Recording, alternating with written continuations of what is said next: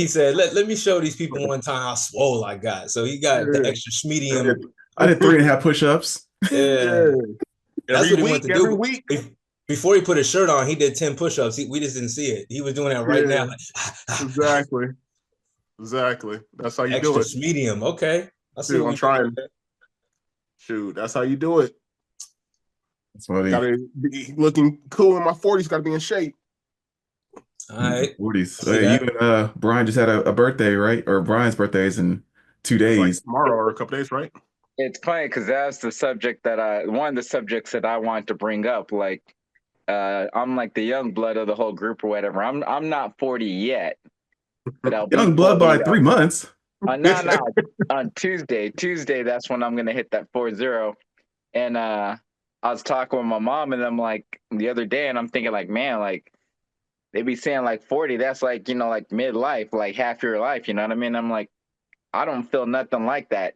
I mean, my body aching and stuff like that, yeah. But as far as like my maturity level, or where I feel I should be, like having like a family and a house and having like retirement funds and everything, like I don't feel adult like that. You know what I mean? Do you guys feel old? Like yeah, like for example, you go out to like a place or like so whatever, you see like dudes are like 20, 25, 30 or whatever, and you're like, dang, like I don't feel much different than them, except for again, the partying and the energy and all that. You know what I mean? I Yeah. think some of those things come to be when you realize, oh, this is what those quote unquote adulting things look like. So when you're talking about like literally we had some get-togethers and there's a kids table. And so like managing the kids table and being like, oh, I remember I used to be on the other side of that. Now I'm like controlling or orchestrating the kids table, doing things like maintaining a mortgage. Oh, this is what it looks like to balance your, debts and how much you owe and pay bills. Oh, I got tax season. This is what it's like to look at all of what I did and the incomes, the what expenses we had and come up with and obviously all those things have changed. We're not literally looking at a ledger and balancing a checkbook, but a lot of those things have changed where, from going to a tax guy to basically going to TurboTax or the equivalent. Like, so there's a lot of things have been made more convenient, but it just feels like now I have to do some of these things that used to be a little bit more distant. Um, Owning a mortgage and having to deal with all the things that can go wrong with a house, you just were blindsided to that. And now you have to literally plan that into the what might happen fund. Yeah. So, I I feel mean, you. for me, that's not 40, that's life. You know what I'm saying? Like I can say Yeah. I didn't feel any different from 40 or 37, 36. You know what I'm saying? Like I feel what you're saying. Like I don't know what 40 is supposed to feel like. Like you say, you wake up and your back is a little sore from working, the previous day or whatever like that. So if Yeah. anything, it's more the physical aspect that lets you know what your age is. Again, like we had talked about it a little bit ago, like I found a couple of grays in my beard. You know what I'm saying? That's for me saying, hey, 40, you know what I'm saying? You there, you're not 20 like you feel when you outside. You know what I'm saying? But even that being said, I still feel like I'm younger than the 20-year-olds because this new generation today don't have to hustle the way we had to hustle in a lot of ways. What Harold's talking about with like mortgage and just kids and life and stuff like that. The new age, I guess, generation, they don't have to do as much as we had to do, learn as much as we had to. Everything they need is in a phone. We didn't have that. Everything is in front of them. We didn't have that. You know what I'm saying? So like I feel like my hustle mentality in general is still sharp, is still, and that's what keeps me feeling young. So when I turn 40, I'm like, I don't know what it's supposed to feel like because I'll hustle half of y'all out here. I still look young, I still feel young, I still act young. You know what I'm saying? So 40 to me doesn't have a feel. It's more so how you, I guess, look and carry yourself. I think it's more so I'm just like thinking in comparison to my parents and growing up, like remember like that show Golden Girls? Like Mm-hmm. supposedly they're like in their 40s or 50s or something like that, and like the TV show, and they all got gray hairs and just acting old, and like more so like you think about when you were a kid and you envisioned someone in their 40s, you didn't see them wearing like like jerseys or baggy jeans or like sneakers and whatever. It just seemed like, at We least to changed the me. game. We What? changed what 40 looks like because I agree with you. I remember too Yeah. my dad being 40 and them like, oh, we only go to 40 and up clubs, and I only wear, polos and plaid t-shirts and the barbecue Jesus sandals and stuff like that. And it's like, nah, fam, I'm going to reach these Air Forces, put on a Supreme tee, and I'm gonna go to the store and buy some Pokemon or something. You know what I'm saying? Like, you're right. But our 40 looks different. I don't know. We changed the game for what 40 supposedly is supposed to look like. So Yeah. Yeah, just imagine like our kids looking at us, they're saying the same thing though. They're saying the same thing as we're saying about our parents and stuff. Even the music, these kids like they don't like Nas or freaking Dre or Jay-Z or what have you. They don't appreciate what we appreciate. They look at that as like the same thing as when we listen to our parents' music when we're in the car. It's just a different vibe, a different feel, different generation. So I'm the same. Like I feel like I was playing with my son the other day, picking him up, throwing him around, stuff. I still got the energy. Then like, okay, I told him like, dude, all right, dude, I got to sit down. I can't do this like I did like 5 years ago. I'm cool right now, but at the same time, it's Yeah. like you still try to be engaging, try to have fun, but yeah, for sure, it's just a mentality thing. Like I said, I've been paying my own bills for the last 20 plus years and stuff, so paying rent and everything else, so I'm used to it, having the family here and everything else, paying that, making sure getting the kids school on time, everything else. So nothing really changes from, like I said, doing it at 20 something compared to doing it at 40 something. You I still think doing it. I think the other thing that jumps out to me is the like kind of, you know, Brian, me and you have said for the longest the whole like beating a statistic and like, not becoming caught up in this or that system. And I always think about like, we were 30 and being like, dang, Tupac did all that by the time he was 25. True, And true. then like again, we always talk about how old Malcolm X and Martin died, and they died at 39. mm-hmm. And it was like they didn't make it to 40. Like it just seemed like they were 47, 48, 52-year-old men, the way they carried Exactly. themselves, Right. dressing in suits, all those types of things. The amount of knowledge and people they were impacting. It just feels like first of all, it's inspiring and motivating. Like I need to do more, or I could always do more. The more you do, you could still accomplish. But it's also like, man, our concept of age was a lot different back then. Yeah. Like think of Eddie Murphy. Like Eddie Murphy was in his 20s when he was doing Raw and Delirious and all that stuff. And you think like, oh, he was older. And then you look at him now, he still looks good for his age, He's still doing this movie, still doing that, but Yeah. you always feel that like, dang, he's an older guy doing this thing, but realistically, he was a kid doing this thing. But it's crazy. Yeah, I was just saying, like, bro, I was my back right now at this very second. It's like, and I don't even know, I didn't even do anything out the ordinary. Like, you know what I'm saying? I do my daily routine. I was at work. I didn't do anything different or Do you crazy. do any heavy lifting at UPS?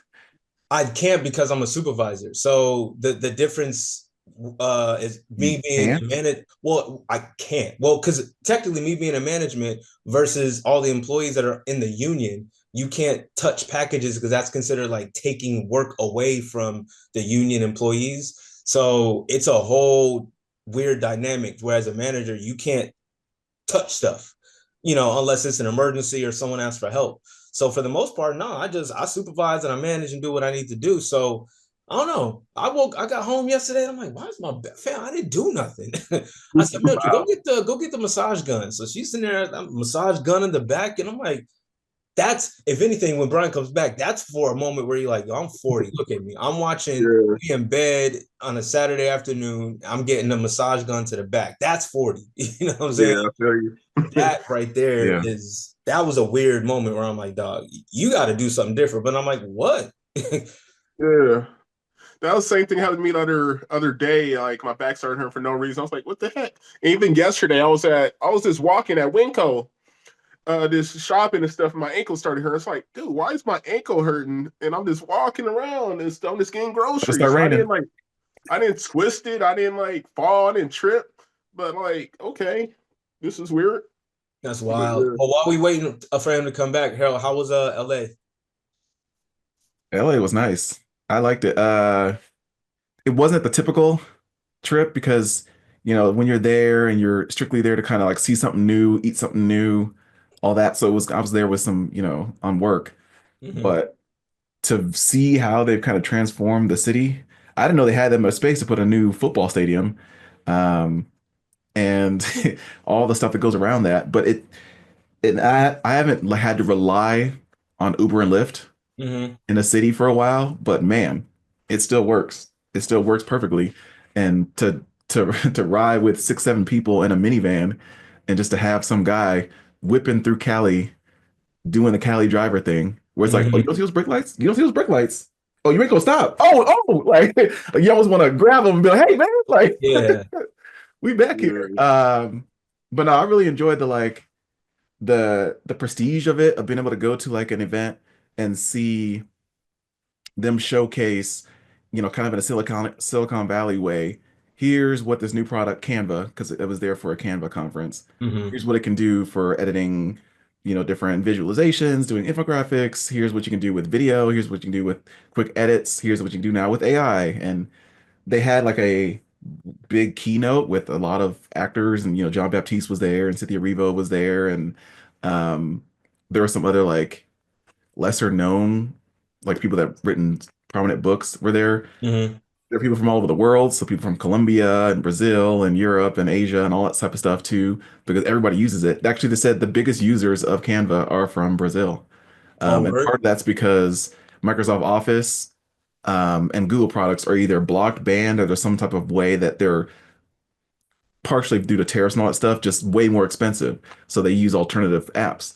Um, but anyways, yeah, it's ballooned, it's huge. And my favorite part about it was just being in line and asking people, what do you do with it? Like, how do you create stuff for your bar? Oh, like, Yeah. what do you do with this for your kids in the class? Oh, like, how do you orchestrate? And like, them literally just giving like these gems of how they do it differently than like how I would do something. It was really cool just to see how they did that. So I was just, it was happy. Just, it's not even networking. It's just picking the brain of other creatives Hmm. because I love to put that creative hat on, and it's nice to be able to do that as part of work. And like, so That's I'm dope. happy with it. Especially like when you see like some type of product like that that is every single aspect of markets and viable products and everything can be used. You know what I'm saying? So the fact that you're able to like grasp Mhm. onto that and ask questions and see how everyone uses it in different worlds and all that stuff, that's dope. That's what's up. Yeah. That's fire. Any fire food in Yeah. LA? Anything she was like it stood out? Fire what now? Food. Food. Like Oh, because LA, um, they're known for everything. I mean the big California burritos to like the bougiest of sushis to yeah, saying we did have a meal on the basically by the coast over there by Santa Monica, and they had a nice like Mexican restaurant, and just the tapas, the all the like. I think I ended up having fish tacos, and it okay. was well done. And then I had a mushroom taco and what was it?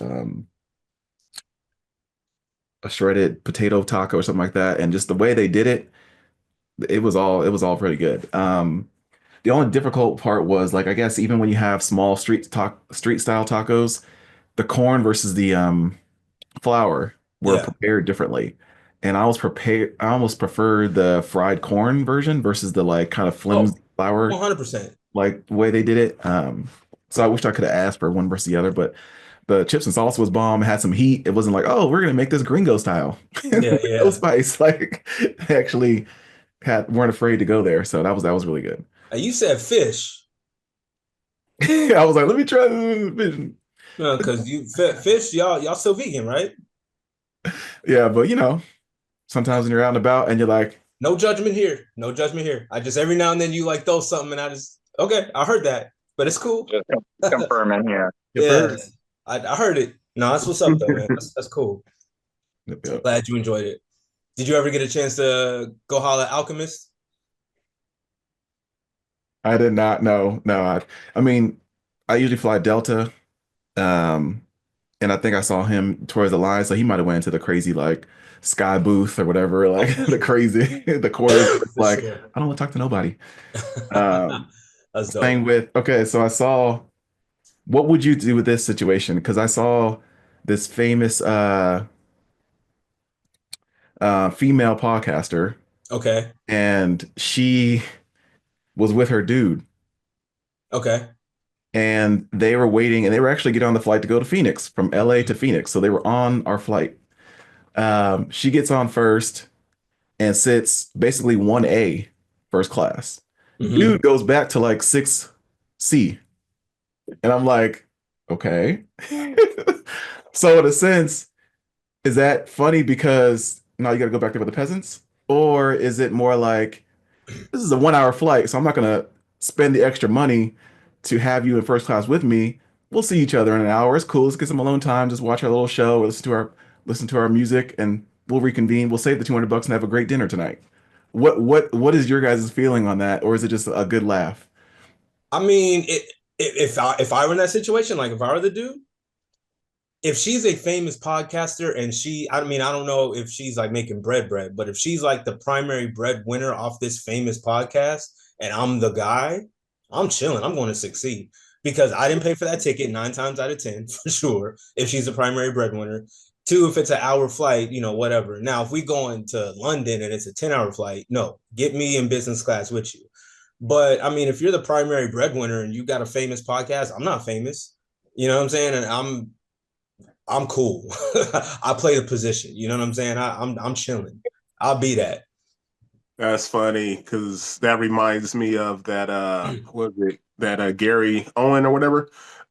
He had a little thing he was talking about similar thing happened to him, but he actually he got a upgrade, like he got a notification on his phone that said he got upgraded to first class, but his wife didn't get upgraded.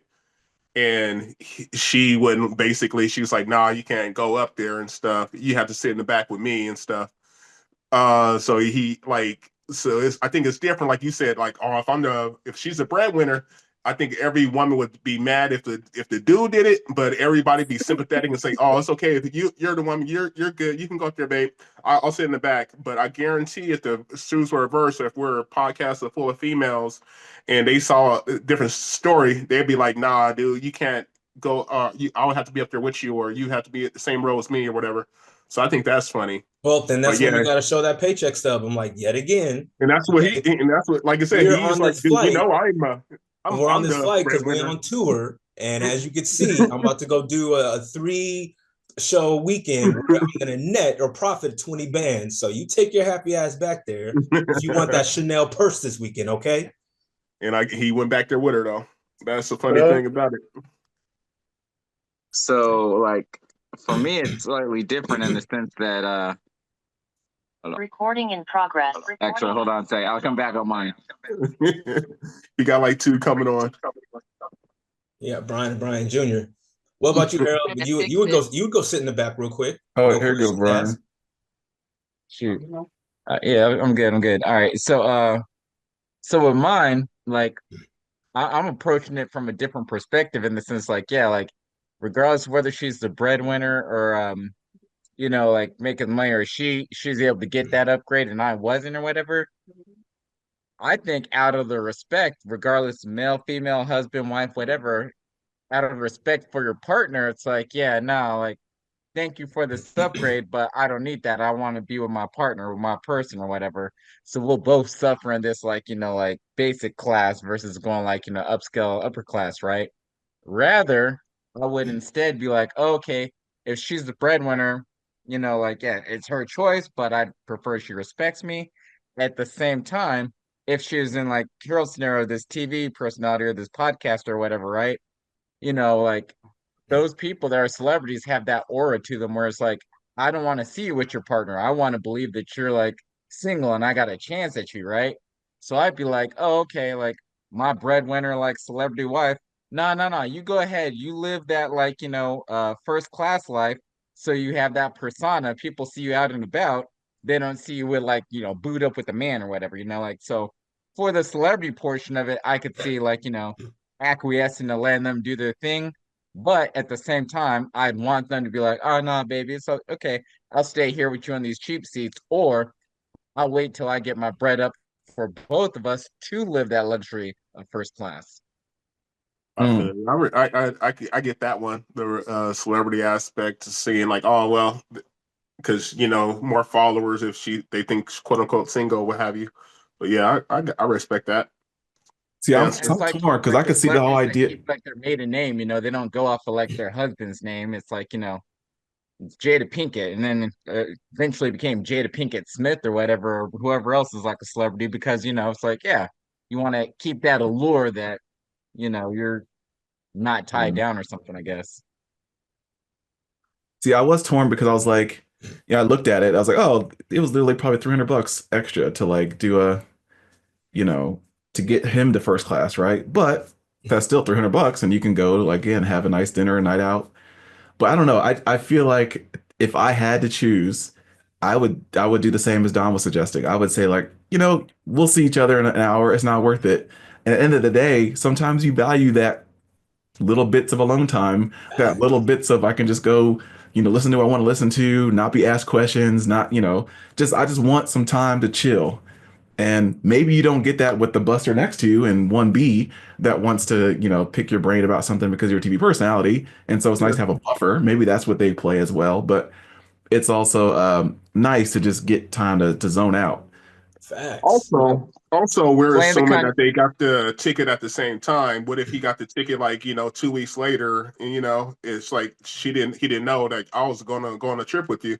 Like, oh yeah, I'm gonna go, babe. Like now, there's no tickets in first class. I'm gonna have to sit in the back, but I'll still be there with you. So we're just assuming that they got the tickets at the same time. We don't know that. So and playing the contrarian, you got to keep in mind, like maybe you do want that alone time and things of that nature. So it's nice to be away from your partner for like an hour or two on a flight, but who's to say you're not going to be sat down by some buster that just wants to talk your ear off?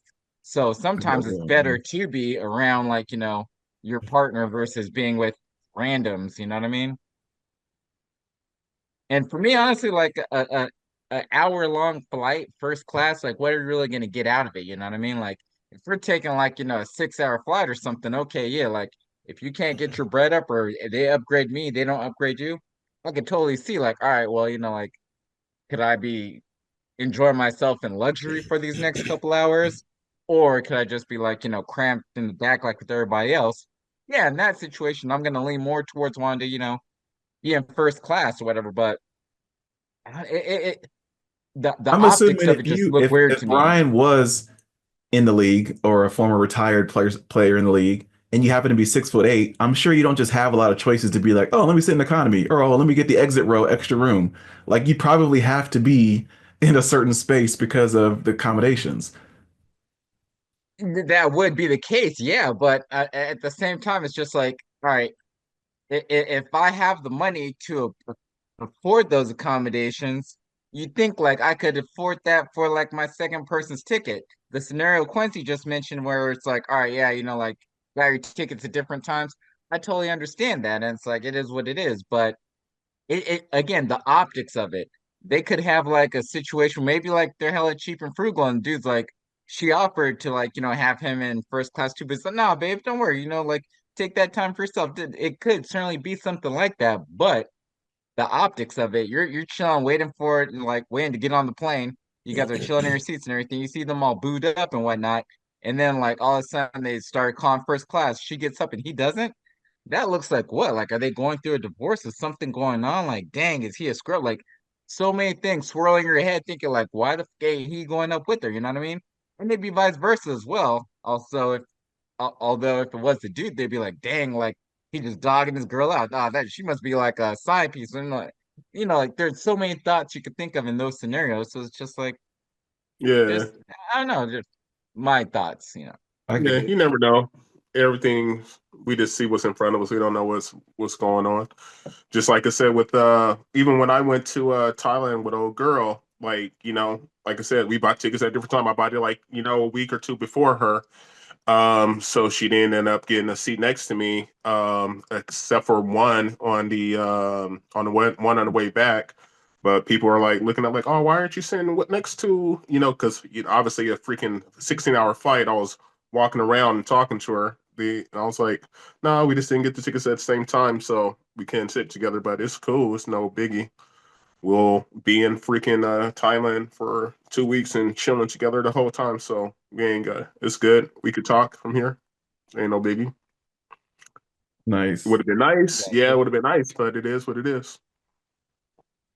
I think the worst thing for me, plane flight, one time, I think we're coming back from New Orleans, and it's like, you had the connecting flights and stuff. And one of the flights we had, I don't know if it's just me being cheap, so like I didn't like pay to get like the assigned seats or whatever, or we just got our tickets too late. But it had a situation where I had a middle seat in like row D, and then the wife, she had a middle seat in row C. So we're like close to each other proximity wise, but I'd have to reach over to like touch her, talk to her, things of that nature. And it's just Is inconvenient because that we're with both. kids? No, it's just me and her. That's like just like Oh, one of the okay. like I was like, it makes sense if you got one and she got one. And... No, I want to say it's like our mini moon, like right after we got married, we went to New Orleans, and that was the time coming back where we were in those seats. So it's just not the greatest. Mm. Yeah, But so other than that, like I mean, one of the flights we had is like I was on the aisle and she was on the opposite side on the aisle as well. So we're like right next to each other, but like in different rows, quote unquote, you know what I mean?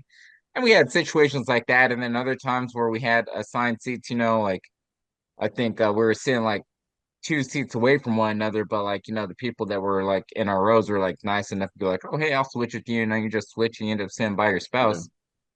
It's one of those things at the same time, it's like, all right, then well, what are the odds you get in a plane crash or something like that because you sat in this seat versus you sat in that seat, I mean, so if I'm going down, the plane's going down or whatever, I'm not just gonna sit down in my seat and not be like, oh dang, my wife's over there, let me be with her like in these last moments, you know what I mean? So it's not important, Dang. but again, the optics of it make it Went weird. dark.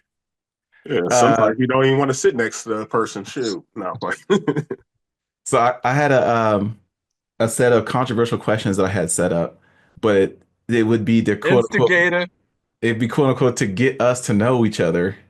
So I want to see if you guys are game for this. And it's basically who amongst us we would choose um to pick. So okay, for example, if I said who is the likely of us to go viral, then who of us four would most likely go viral? And it could be for any number of reasons. But would it be Don, Quincy, Harold, or Brian? I think it'd be yeah, between myself and Brian. I'll probably say Same. Don, just because he's already doing his thing with his shoes, with the Pokemon, with all that. Streaming, He's yeah. already. I would say that aspect most likely. So what would Yeah. it be? Would it be like how Kanye got banned from Twitch after 10 minutes? Like that? No. On the So positive aspect. yeah, with Don, it'd be like, he just blows up like, like he's like hustling like big time, like big seller making hella money, like, and so he gets that large following. That would be like, or he'd sell some like have some big transaction that's like, oh dang, that went viral. I'm with Don right there. Exactly. Fully I agree with Quincy there. Uh, in the sense of me going viral, yeah, that would be like, cancel. Like I said some I shouldn't have said type That's deal, why I said So that. that's That's why I said that's why I that. see myself as well. Yeah, like I uh, wouldn't want that, but hey, it happens. Mm-hmm. that's And funny. The Quincy, name should you and protect the Harold, you guys innocent. kind of just lay back. You're like, all right, I'm gonna let them talk and like, say some foolish or whatever, or just like Well, whatever. So you guys all claim I'm the instigator. I just ask curious questions. okay, yeah, DJ Vlad. How many times does DJ Vlad get in trouble? No, it's not him. It's the motherfuckers he puts on like the Mm-hmm. on the camera. So yeah, you would Hilarious. ask the question, I would say some foul and then it's like, bam, So that's the instigator. Facts. All right, Yeah. next one then. Who do you think is the most positive of us four? And then who's the most negative? I'll take Probably the say negative rap. I think I would probably say Quincy is the most positive, just because it seems like every like subject we get on, he's never like, oh yeah, I'm totally against that. He's just like, all right, it is what it is, and and like goes on to like the positive thing, the next thing, whatever it is. So yeah, that would be my thought. In oh, terms of goodness. Go positive, ahead. I'd probably say Harold low key's probably the most positive. Yeah. I don't want to keep negative. Yeah, I'd probably have to go Brian low key. Hey, I understand, ain't no hate, I understand it. Probably low key. Interesting. I Probably the am very same. pessimistic. I will say that. I was gonna say Harold too for the positive aspect. I think it's a smile. Negative. I don't know Good about all point. that, but yeah. Yeah, nah, you're It's always not happy, just the you're smile. always It's teasing. You just your energy, your vibe is just like a positive vibe. You happy, you got the loving family, shoot. We've been friends for 20 plus years for a reason. So, there's yeah. people So that if I would say the same, but I also think he's more positive because he's a little more reserved. Like there'll be times I know he wants to get stuff off, but he's not going to. So he just smiles. So that's why I say he's more on the positive because I'm an optimist myself, but I'm also a little more transparent. So I'll speak, my mind, or I'll say what I need to, even if it feels like it's gonna come off negative or brash. Harold just kind of plays in the cut in the background. So that's why out of all the four of us, specifically for this pod, I'd say he's more on the positive tip. Yeah, I could agree with that because I think if you probably ask my wife, she'd probably say, "Oh, you go negative a lot too." So, if she's unfortunately the one that gets to see that transparent side, Yeah. and then again, that's because we talk about everything from sports and music and entertainment to politics to Yeah. geopolitical stuff and everything else. Mhm. So, um, I probably agree with that. I would say it's a toss up between Quincy and Brian. Actually, I think for negative, I Okay. think there's I times can see that. when Quincy will say, and maybe it's because he just has more lived experience. So he just will say, I don't know about that, or like I don't think because there'll be times when we'll say something and we're basically talking about this is what makes sports amazing or something like that. I don't know, it's also ruining kids or something. Like it'll just It's a so fair point. um so I don't know, that's just kind of like I don't know, hopefully that's not offensive. no, no, no, because I was gonna say negative for me anyway. I was gonna say positive for you, negative for me. Like, because I have those moments where I can be like I think we all do, but I think I have those moments where I see myself and I see the world and say I'm about to go negative again. Just like, dude, I wish things would be better. I wish things were this, that. So I feel you. All I'm right. more, I would say realist in a sense, but compared to a pessimist. But yeah, I feel you. Ooh, well, never mind. Another conversation.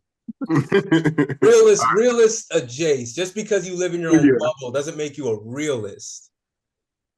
I feel you. And what I mean by that, not by dissing it like that, like to me, a realist is like understanding and being transparent and kind of being open to trying to understand everything and maybe everyone's views and values. But you live in a bubble, and it's like my views is my views. So I don't know if that's necessarily a realist. Hmm. I won't necessarily call you a pessimist, but I think you're more realist in your views and values. But in terms of like trying to learn everything more, like bring in more info, I don't know if I'd say realist per se. Gotcha. All right. Who do you think amongst us would be an actor and who do you think would be a comedian? Huh. Actor, I'd say Brian. I can see Brian being an actor. Yeah. Definitely like Dramatic? got enough personality and looks I bet he could take on like different roles, you know what I mean? He could be the villain and then he could turn around and be funny and then turn around and like even I mean, he did a calendar, like look in the back, he's got a picture, like he's got that type of like, you know what I'm saying? Like Look I'm at dude cool there. with that. Yeah, I'm yeah. comfortable in what I do. You know what I'm saying? Like that's to me, Are you that's saying Vanity? yeah, well, it's in a way playing a part, right? So I could see him definitely being like an actor and like being more comfortable in that role and being able to take on different roles. So I'd say Brian in terms of acting. Yeah. Comedian, probably myself or Harold low key. I'd probably say myself a little more in terms of being like a comedian versus an actor. I could say that Yeah, I can see that. because again, like like I don't mind being transparent and like the good comedians out there, especially the ones of today, are like those brash, transparent comedians. So I feel like I would do okay in Mhm. that space. Obviously, if I had a pen in that regard, but I think I could. See, I kind of agree with what you just said. I think also as far as the comedy, I'm probably a good writer. So I could write the bits, I could come up with the concepts, I could, come up with the quips and what is funny. The delivery of it, I think it would take some like producing of Mhm. who I think would be set up for that. But like, yeah, I think you're right on with that. I don't know where Quincy would fit into the mix. If he would play like guy number four, other guy, you know. All right, I'll be the other guy and Mike Oh, Man. Nah, I almost was gonna say it's a toss up between the actor between Brian and Harold, just because I can see Harold being the Chadwick of the situation where he'll be focused on it. He'll take that energy. He'll take the dedication to do his art and stuff. So I would say he would like almost the like you said Chadwick, the Denzel, where he will put his whole effort, whole heart into it. If he's gonna do it, he's gonna do it right. So yeah, he and wouldn't then curse though. So how would he act? He couldn't be like King Kong Cloves. got ish on me. I'm gonna sucker, you buster. Like, no, cut. Say the lines, Harold. Say the lines that we wrote down. Well, he'll be in the Christian movies. It's cool. It's good. Yes. Lifetime. So a couple of side notes, like ironically, uh, for my birthday, one of the things that I was gonna do, they had this clip like a couple years back where there's this dude, it's on TikTok or whatever, and he's talking to this camera. He's like, "Hey, yo, so today's my birthday, and my girlfriend said we could do whatever I want. So you know what that means, right?" He says that, and then that's the setup, and then it cuts to him like reciting lines from Star Wars, The Revenge of the Sith, Mhm. like that epic scene with like Darth Vader and like right. So he gets you thinking like, oh yeah, it's gonna be like all sexual and stuff like that, doing something freaky, and then obviously it's just like doing nerd-ish or whatever, right? And like the way he set it up, I'm describing it horribly, but the way that the actual video played out was so dope. And I was like, I remember commenting on the mug, and mind you, this is like about a year ago or something like that. I was like, shoot, like I'm gonna have to do that for my birthday, but I'm gonna do it with training day, right? And so I still have 2 days left if I want to get it done, right? But like, you know how they have like the screenplay and everything, right? Obviously, I know my lines like to the fullest. I know like King Kong, the amount of times I watched that movie, definitely I know it, right? But Mhm. I got the script, I could give it to Chanel and be like, yo, like, hey Jake, go Is ahead she and playing bounce. Eva I got Mendes your back. or What? Just like that. Like, what? No, no, no. Hey, Jake. Hey, and I could just go through that whole thing, right? It's just a matter of like, do I actually want to take the time to do the editing and set up all that stuff? special Like effects? Yeah. that would have been that was like one of my little things or a teaser I was thinking about doing for my birthday, but that's my little acting chops if that's that. But side note to that, or second side note, have either one of you guys anybody considered doing stand up? Like, you know how they have the open mics and stuff like that? Did you ever think about it? Yeah, I almost did it actually. I was supposed to sign up, but something happened. It was just like a few years ago. Actually, I wrote down some little stuff. Couple. It was like a little 10 minute or 15 minute like on open mic thing.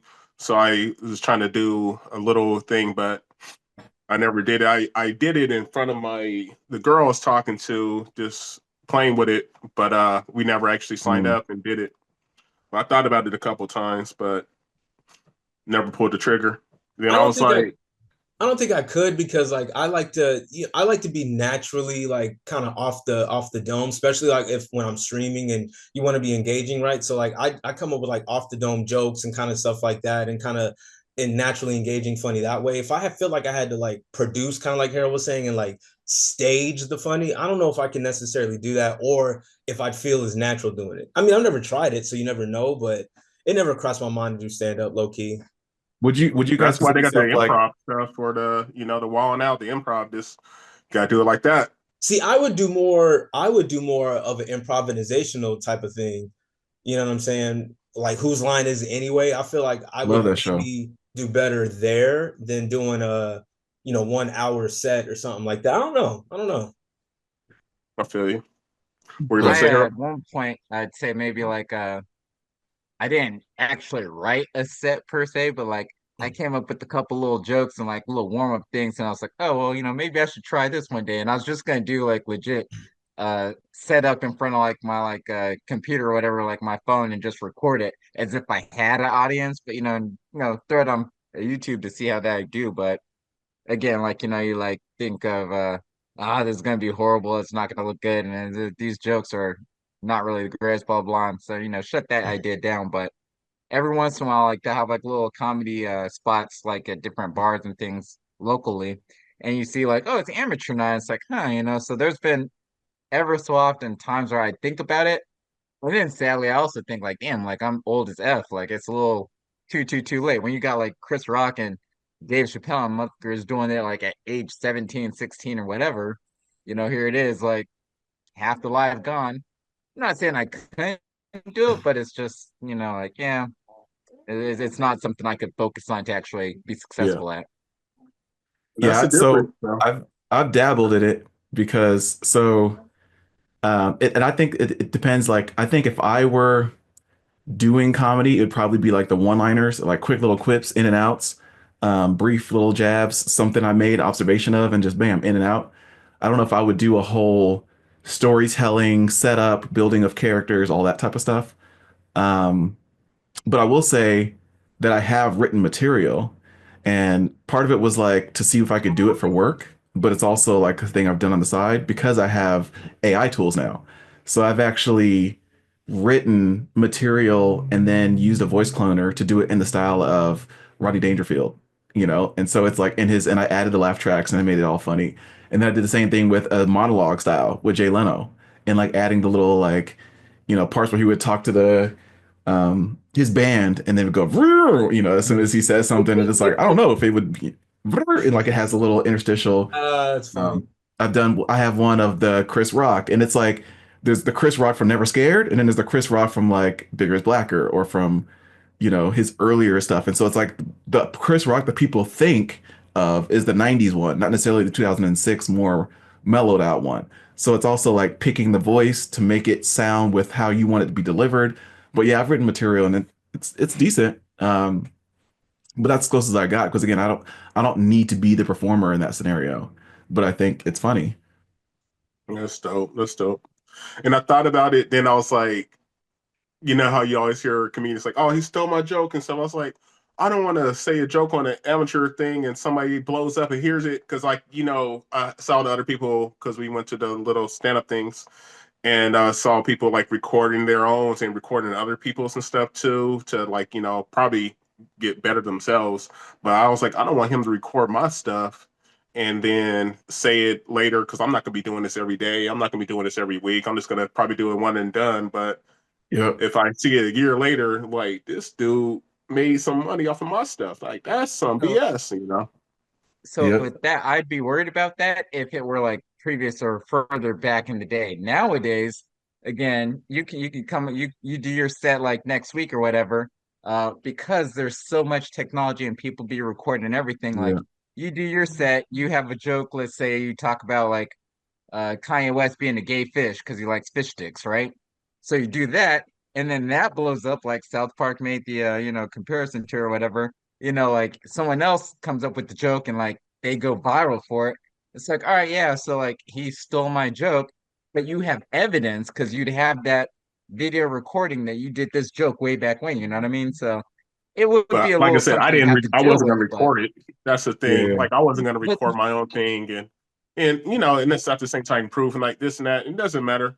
Shoot, it doesn't matter if you have proof or not, because at the end of the day, this person's still gonna make that money. It's like those girls that um stole the other girl's dance move, but they were at the NBA game doing it and stuff. They took it off her true. TikTok, but they got credit for it at the NBA game. She Yeah. didn't, even though like, hey, they took my dance, but at the end Well, of the see, day, they got they credit, but still you got it. you just recognize that it was somebody else's though. So well, that's what I'm saying But is they someone didn't say it eventually they was. recognize eventually someone recognized that you had that joke first. Now, are you gonna get paper any reparations for anything? Nah.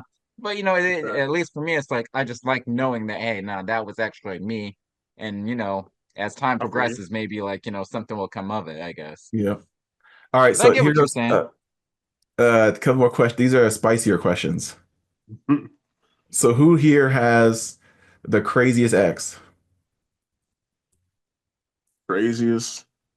I'm gonna say Probably I'm I'm me. gonna say I'm gonna say Quincy because I feel like Quincy has had his share of the ladies and a variety of different ones. I can't think of any story right now, but I feel like there's been some stories in the past they talked about. Yeah, like my ex, she, he tried to run me over. Da, da, da, da. I feel like I've heard that from Quincy.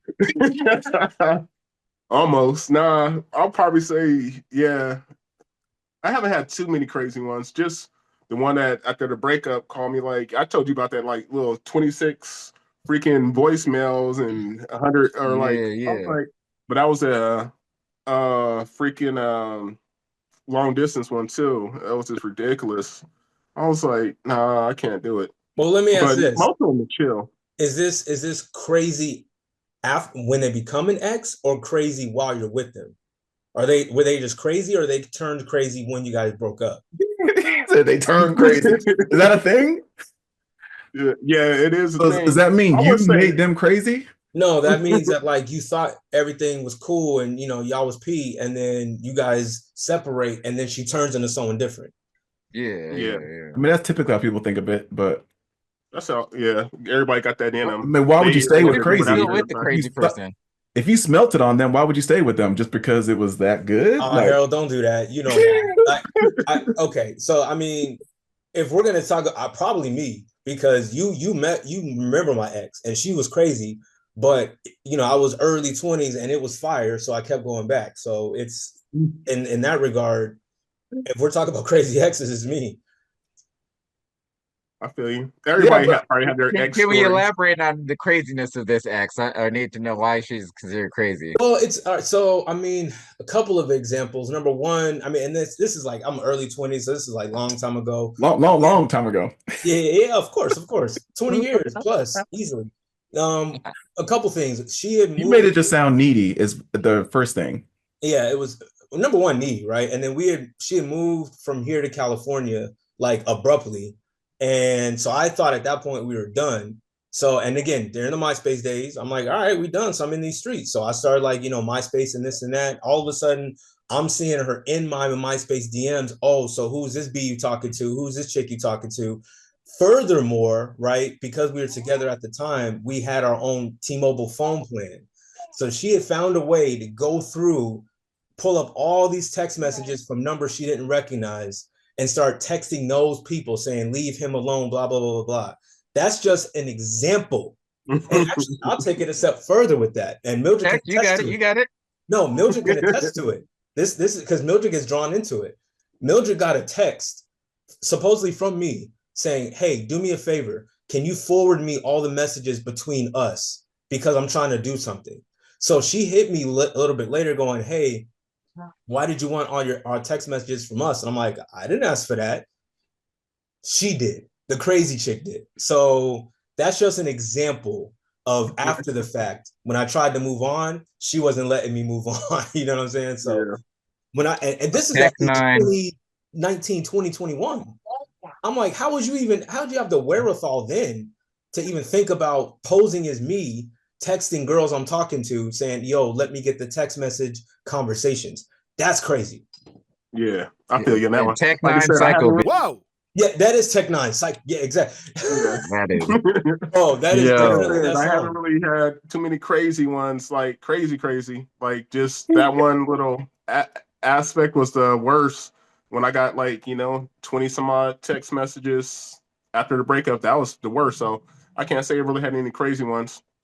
I've Crazy had when a we were couple. together. But yeah, I've had that a was couple of another girls I story. met that I basically could smell it on them, and I was like, "Oh, you're like this," and we haven't even done nothing. I can't imagine if you got stigmatized. No, So no, the curiosity wasn't there? no. It was she was super clingy and annoying, and like when you don't want to be around the person, like it's like, what is the deal? Like I'm cool, but I'm not that cool. Like you don't need to be all up under me, and just go away. Like it was just all Yeah, that. well, stage five. I wouldn't call that crazy though. That's just like an obsessed person, which is an aspect of crazy. So Don's yeah, Don's takes the cake. So yeah, like yeah, for it's sure. kinda like You That got wasn't if the you're even that going wasn't to even the a question. extremes of going and reaching out to other people, not only to reach out to them to find out details, but reaching out to them to get old details and what the And I had man. never, and the thing is like, again, we're young and I never dealt with that. I had girlfriends, I had exes, like, you break up, you guys call each other names or whatever, and then that's it. Like, this was different. Like, and this wasn't like, again, this is from a different state, my G. She's in California. Like, I thought, like, you left, so we good. Then all of a sudden, like, Mildred's like, did you ask for him? Like, no, why would I? Bro, I wasn't even smart, like, through phones like that. Like, why would I do that? You know what I'm saying? So it was that day I ran to T-Mobile and I'm like, yo, cancel this account, this phone number. I'm changing my phone number. And that was a weird time. That was a weird months. I was asking. I said I think no one heard it or whatever, but I was asking a minute ago, like, all right, well, do they have to be an ex, or could it be someone currently that you're with? That's crazy. And I said that this was before Dawn's story that I said this, and I was gonna say it because, well, like my current wife is crazy enough to, like, have her location or like find me on the location when I went to the strip club, got hella mad at me because like, so I'm like, oh, that's crazy. No, yeah, that ain't nothing No, compared to trust me. Dawn's story. As soon as he asked it, I'm like, I got it. Just wait. Hilarious. I'll take that Oh, one. shoot. Okay, so then, all right, at our peak, and this could have been 20s, whatever, who was most likely to be able to pull a baddie or a 10? I'll say I'm gonna gas myself up on that one by all means. Uh, there goes my wife laughing. But anyways, so check it. One, like, for the longest That's the time, and biggest even to hater in the this room, huh? day, here's the thing. For the longest time, and even to this day, I still can't take a hint, right? I'm so oblivious in regards to, like, when women are flirting with me, when someone's complimenting me, I just take it as just people being nice, whatever, right? So apparently for the longest time, like, and not to gas myself up, but I guess kind of to gas myself up, like, yeah, like, women thought I was hella attractive or that I am hella attractive. Like, I look good for a black dude. Now let everybody in the comments and stuff like that clown on me. It is what it is. I'm old now, but still, like, so I'm gonna say maybe, like, in that early, like, late teens, early 20s at range, like maybe like from like 19 to 22, 23, something like that. Like, I could have pulled like a whole lot more if, one, I had the confidence in knowing like I could pull it, and two, like, not being if I always go back to it saying, like, man, like, if I knew what I knew now back then, like, oh, I would have been the dog. If I had that confidence and I had the knowledge and the wherewith with all, like, everything I have now, like, I think I could have pulled it. No disrespect to none of y'all, but, like, one, I feel like I got like the nice complexion as far as the blackness, not too, like, hold on, little man. My look, actually, here, hold on. So this little dude right here, this little dude is my son Eric Wilson. Even though what the Boy's gonna blur. get some game. Boy's gonna get some game. He gonna get play. Like, shout out to him. Like, I'm gonna be living vicariously through my son. Like, with all these. No, I need to stop saying that. Anyways, no. Trying to get Like, I feel canceled. like See, he wants to be viral. There it is right there. I don't want to be. I'm He just already being pimping honest out with his it. kid. I'm just being honest. I'm telling like it is. But no, the point is, like, I I feel haven't like, gone to the again, pre-K prom. I, I got, hey, this little dude already be like trying to holler at the women and stuff like that. Like, oh, he's so cute and everything. Just be smiling at them and everything. But nah, point being, like, I feel like I have all the different attributes where I think I would have been able to get some game. And if I was in that mentality, in that mind state, and we're all in our prime, all hanging out together, we see a baddie, I'd be like, man, I'm probably gonna be the one that'll pull her. That's what I think. Wow. I So feel you on that. Like, I would say, like, to give us all credit, I think if we all were younger and had that confidence, that mentality as we have now, like Brian was saying, I think we all would have did our thing more so. But I would say Don, to the extent, for one, like, he had those Luda braids back in the day, and I know the little females were loving that joint. And then he, and the second part was that little bus story he was telling me the other, or telling about that last time. So just on that part, I would say Don, and in the braid aspect, probably he had that Luda, and especially when Luda was doing his thing. So what's the quick bus story in 1 minute? but the girl on You the remember bus. the downtown, the girl downtown. Uh, You remember that? So I taking myself out because there's no question in my eyes. But no, I was playing. I'm gonna keep it a buck with you, and I'll tell you why. I would probably in peak I would choose Harold, and I'm gonna tell you why, because I remember Harold, like, around college time, you know what I'm saying? And like with the motorcycle, you feel me? And like to me, if I'm being honest, like you're a young black dude, you know, dark looking dude, your track got the waves going, but on a motorcycle and he's smart as hell. Like I already know he was pulling them at ASU. I already know. You don't have to tell me all the stories, it's cool. So I think peak wise, I would say you've got the brains. He's got athletic because he balls, but then he's pulling up on a motorcycle. Like we weren't thinking about motorcycles then. We were trying to think about like spinning rims and the system and this and that whoop de woo. But then here comes Harold Ying. You know what I'm saying? Like ride or die DMX on them hoes. So it's like I would, aside, I'd probably say in this peak, Harold's probably playing low key. That's funny. I mean, I will say that a second helmet comes in handy. Um, but I would push back and say, like, because Brian and Quincy have basically said it, Don, and the only reason is not necessarily because of the physical attributes. I think it's because Don has the confidence that says, oh, well, they say no, there's another one, and I'm gonna be persistent. And so, whereas a lot of us, even at our peak, if we know we look good and we don't approach, then it's a lost cause. Whereas Don will be like, I'm shooting, and one of y'all gonna get it. And and a lot of us will play shy brother or we'll be like we'll get a wingman or whatever it is. And Don, whether he's by himself or amongst a group, will probably go after the baddie and they'll be just like, oh, wow, everybody's scared to talk to me. I'm glad you came up and, we're Right. funny and all the other types of things. And like, I'm willing to take a chance. So I think it's And more a that's confidence why thing with anything And that's else in why I life. said that first point Confidence. where, like, if we are all had, like, with Brian, the aspect was saying, like, if we all had the mentality we do now, the mindset, the confidence, we all could have did our thing. Because, like, I remember, like, shoot, me and Harold used to hit up the Buzz and the Club Rio all the time. And sometimes we were, like, timid on talking to females. Sometimes it took a little extra pushing, like, nah, just let's go do it. Let's go try. Like, all right. So they said no, all right, let's get the next one. But like I said, if we have the confidence and mentality we do now, back then, shoot, I'll have like 7, 8 kids. Well, even when we went to Miami, Quincy was being shy. And I was like, no, you don't even Exactly, know anybody here. exactly. Like us, exactly. Because shoot, what just shy of 21 and stuff.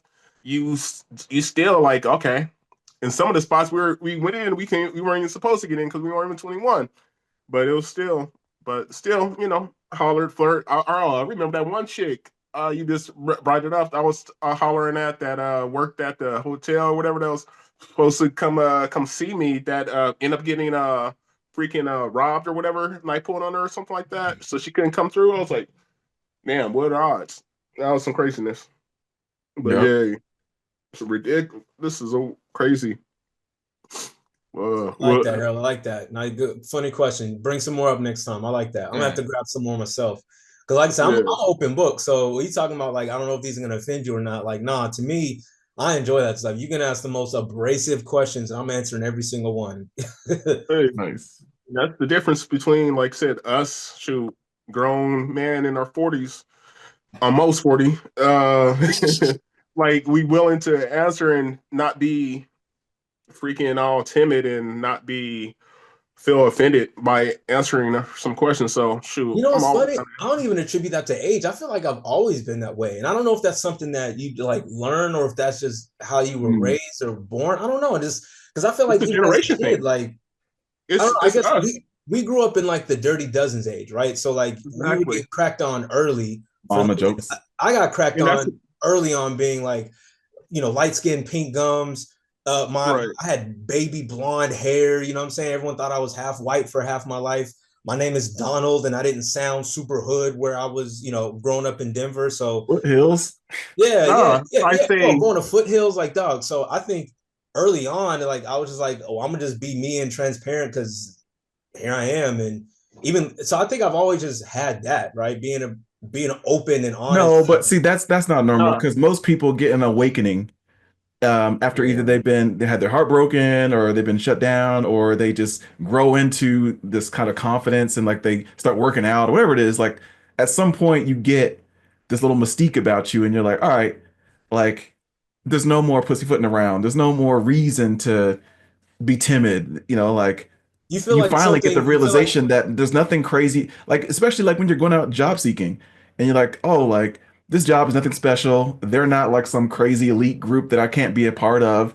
I don't need to be like, oh, Amazon, it's such a nice company. I wish one day I could work for them. It's like there are a bunch of dudes that work just like any other job. They just happen to be at a place that makes trillions of dollars versus millions of dollars. Like, Maybe that does come with experience, but I wouldn't necessarily pinpoint it or people pinpoint it to a specific time in their life where it was an awakening. I mean, I don't know. Maybe it is for some, maybe it is for others, but I don't feel like you need to go through something drastic to wake up one day and go, okay, you know what? I'm going to be transparent today because last year I couldn't get myself to be that way. I don't know. Maybe you don't because think so? I think some people operate risk adverse for a big part of their life, and then those are the people that have regrets about I didn't take advantage of this, and that when I was younger. You know, that's fair. That's I fair. think I'm still in that realm. Like I'm, shout out to old Kanye. Like I'm hella self-conscious still. I don't even know like what my true self is, if you want to say, because I mean, like I'm a different person depending on who I'm hanging out with. Like I hang out with like the fellas and whatnot. All right, yeah, like have a little bit more of the slang with my accent and things of that nature. When I'm hanging out with my friends, I might be talking a little bit more in the lighter complexion talk, as they claim or whatever. I talk code light and switching. stuff. You know what I mean?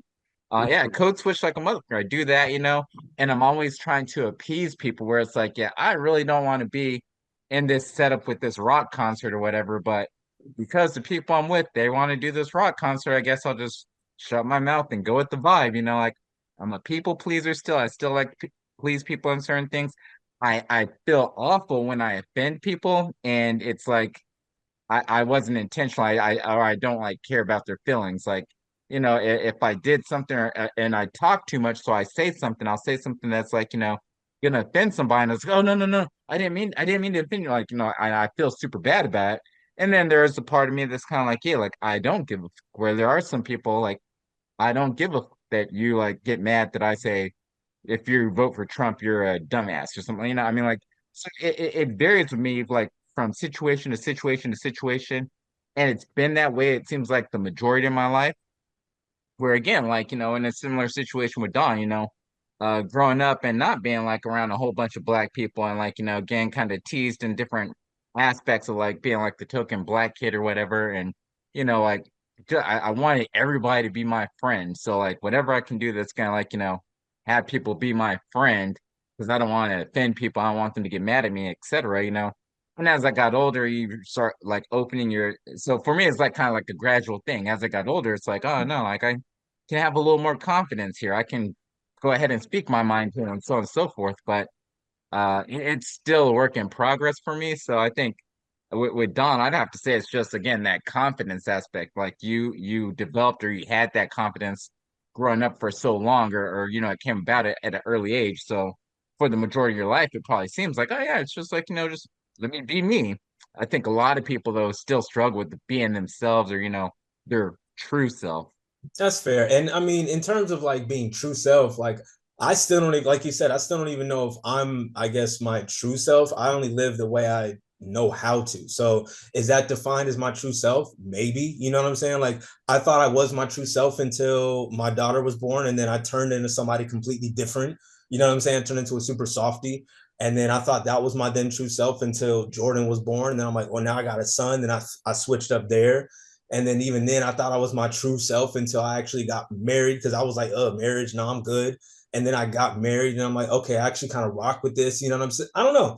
So I get you're always learning. And if that's just little pockets of adding to your true self, cool. But I don't know if anyone on this earth is ever going to know who their true self is because every day something, you're learning something new, learning something different. Even now, having a preteen daughter and like having to deal with what comes with that, fam, I'm learning so much, not just about her, but how I'm dealing with things. You know what I'm saying? Like how I'm dealing with emotions and dealing with things she has to deal with at school and all of that. I don't know. It's just every day's a learning lesson. So I don't even subscribe to learning my true self. And maybe that's why I'm so open and honest and transparent and confident because I'm like, dog, I'm never going to know it all. I'm never going to get it all. I'm never going to know what the ultimate thing is for me. So I'm like, this is just me, dog. Just live with it and just rock with it. Yeah, I feel you on that one. True. It's all experiences, it's all growth because you're changing and growing constantly every day.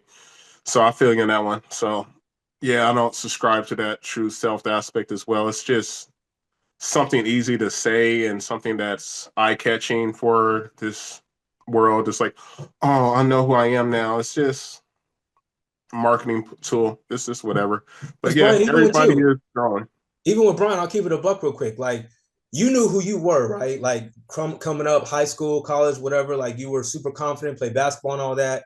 Then you had a very, very, tragic situation, accident, things like that. But you still move to this day, in my eyes, like, the Brian I met, 10 plus years ago. You know what I'm saying? I don't know behind the scenes how you are at home, but like you still exude to me like confidence, and like while others would probably just give up on life and always be depressed and not want to do anything, like you still pull up and, No, and in my eyes at least like positive. And I don't even know right. what I would act like if I had that, Well, shit see, happen to I me. think I think the accident was that turning point for me where I got more confident in the sense of like I wouldn't call it confidence, just like not give a fuck, or where like I just don't give a fuck anymore because it's like, all right, well, I had this injury or whatever. I can't be playing ball and doing everything like I used to back then.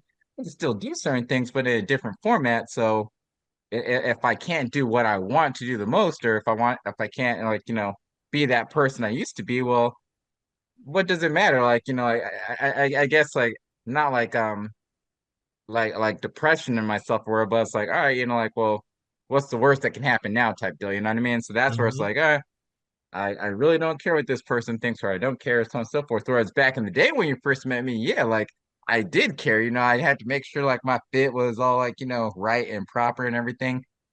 Every time I was in the midst of new people, I wanted to put off this vibe like, oh, I'm so cool and everything. Like again, you mentioned like the Pokemon cards and stuff like that, right? Like um not what I was never into Pokemon cards, but even if I was, that's not something I'm gonna like, be like proudly like be like, I don't care what you think. I'm just gonna go ahead and play. Like, no, I would hide those things because of that insecurity. So I think Mm. for me, the switch part of the switch was flipped when like, I did have like my motorcycle accident because it's like, all right, yeah, like uh this is real life. You gotta face it or deal with it or whatever, and so and so I think there are people that you gradually grow into like your true self or whatever like again the cliche thing may be, but and then also with age, also part of the environment who you come up with, like you said, talking about the dozens and everything like that, like your mama jokes and so on and so forth.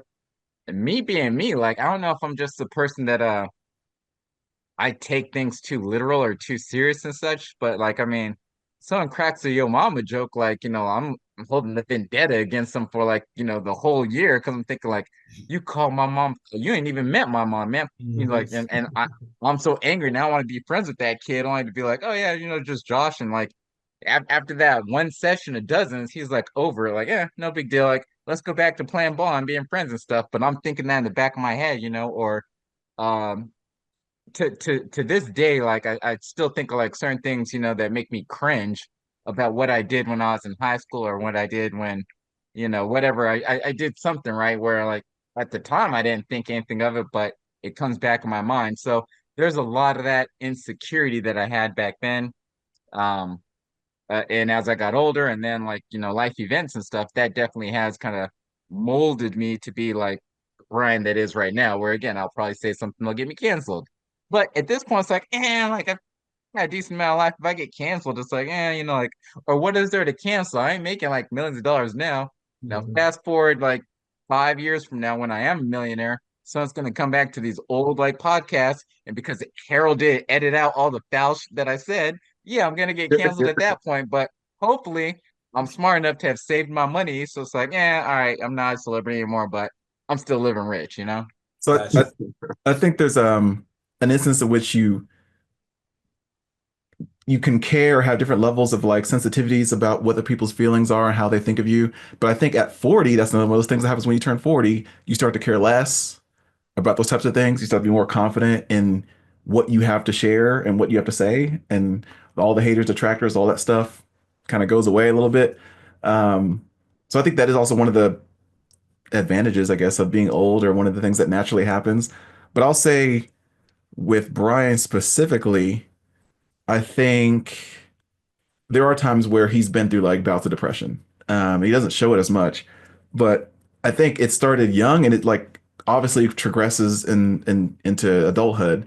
But he's always been like, if I don't make the NBA, then what's the point? That's my purpose, you know. And so he Yeah. put everything into basketball. And then it was like, if I don't marry Stacey Dash or Eva Mendes, then I won't get married because what's the point? And then it was True. like, if I don't retire by 35, then my life will be a failure. And then he would just go down these rabbit holes, and you know how Brian can create these scenarios about what ifs. And it's like at the end of the day, he had a vision for his life. He had plans that he was working towards. And it feels like certain people just kind of live like, oh, the day happened to me versus I had a plan for the day. It's like just having things, events, random things occur rather than being like, in 5 years, I want to do this. In 10 years, I have a goal to do this. I'm envisioning, us moving here or having a vacation house. And like, there's all these things that people take away from having a goal or a vision once those other things don't happen or once a tragic event takes away some of that dream.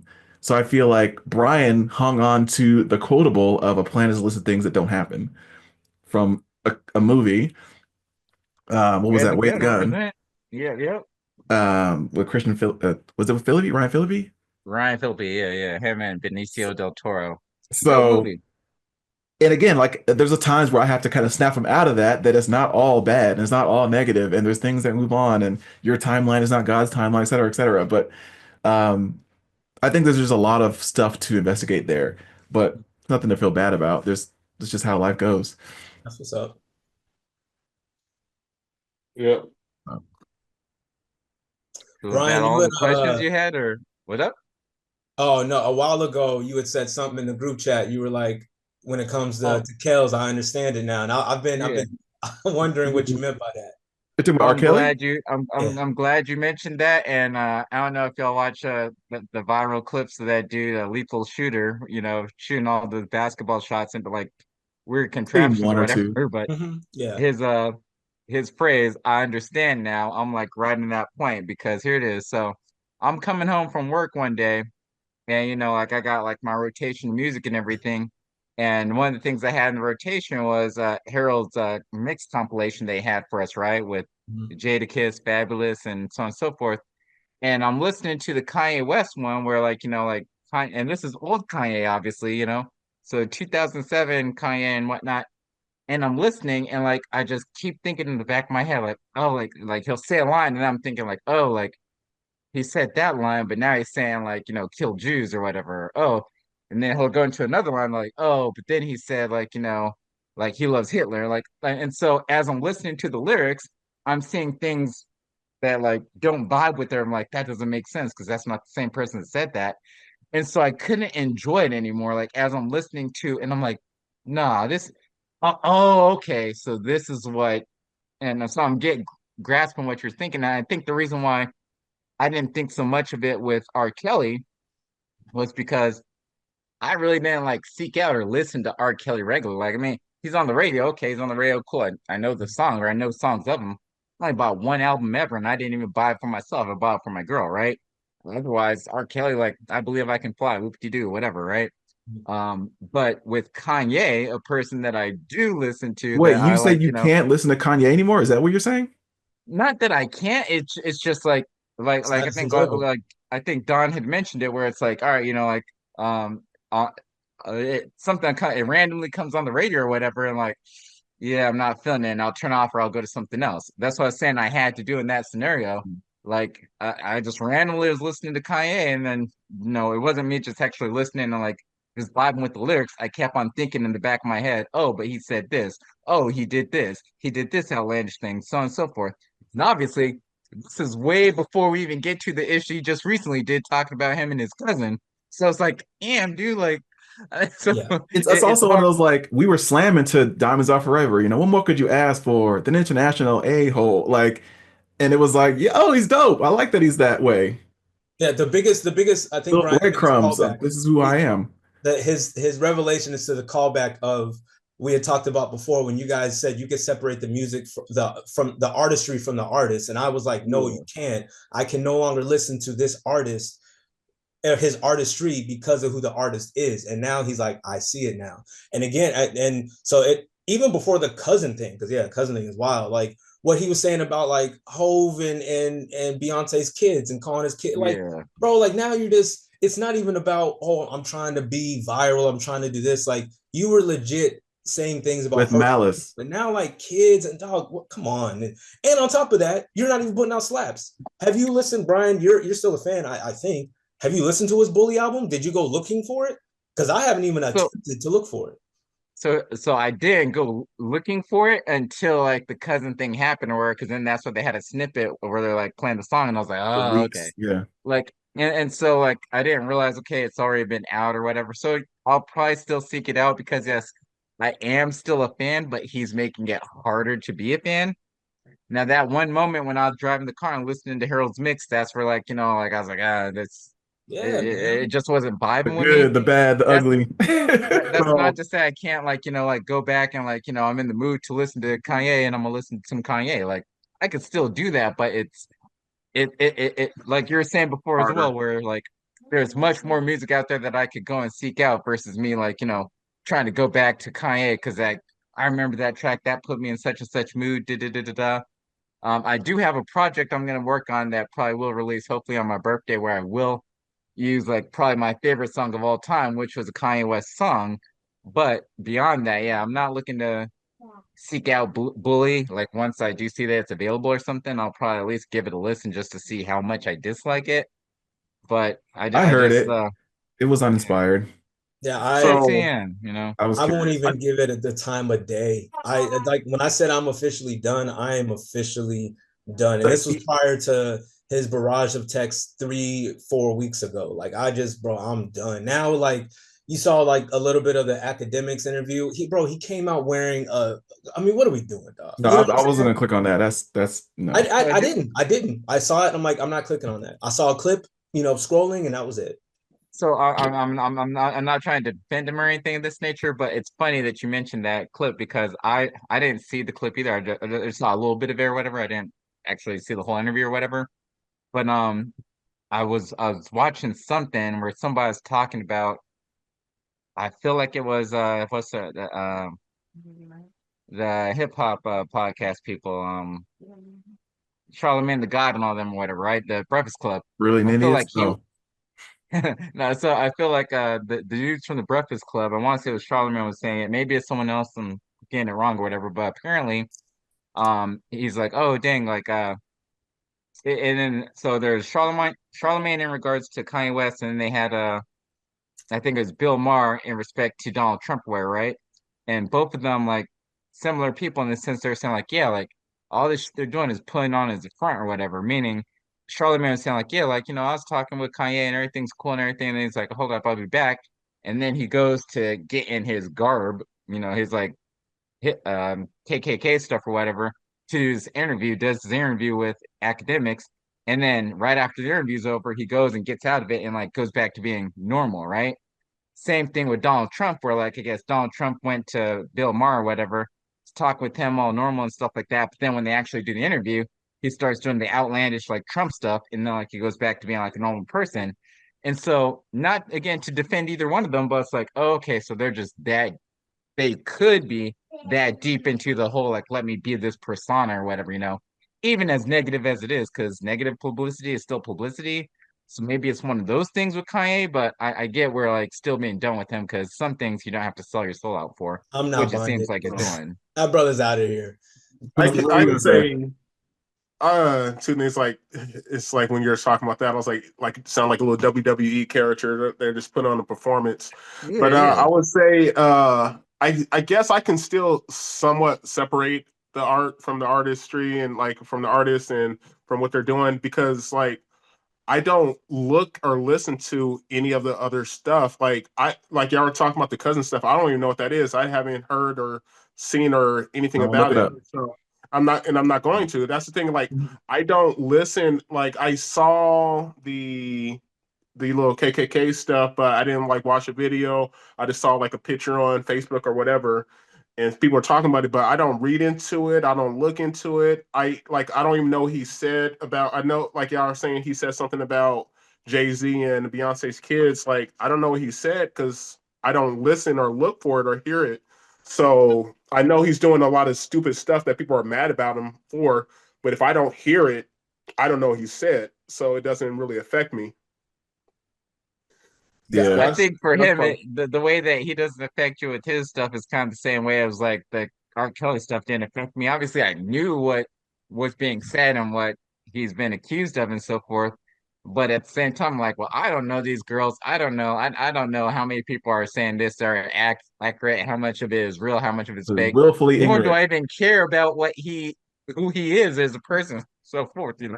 I don't go and seeking out his music, so it really wasn't a big deal to me. I feel like I'm assuming that would be the same with you with Kanye's. Like, it's not a big deal. You don't seek out his music and so on and so forth. But if you found out that Alicia Keys did something like just heinous, like like she you know um she Stole on got her drunk and husband. ran over some kid or whatever, and then like she's fighting the court case and started saying like all outlandish stuff or whatever, where she believed it. Like if Alicia Keys was what's that there's the lady who she killed her two kids and like she's on trial in Arizona and so forth. Mm-hmm. Um, I forget who she is, but if you know that story, like if Alicia Keys did some crazy stuff like that, it'd be like, all right, well, could you still listen to her music and would you be able What's to do up? that, Like, listening to it without no. thinking that?